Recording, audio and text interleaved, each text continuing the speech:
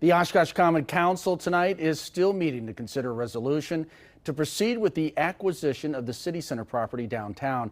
The property carries a price tag of $12.5 million, and redevelopment would consist of a mixed-use district along the riverfront.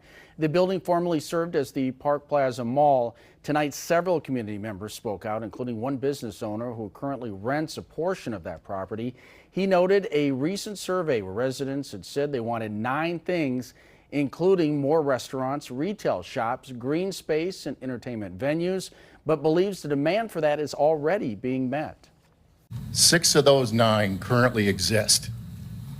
We're there. We pay taxes. We employ people. We have an opportunity to continue building a downtown and riverfront that reflects the energy, creativity, and pride of this community. We will continue to update this story on WBAY.com as more information becomes available.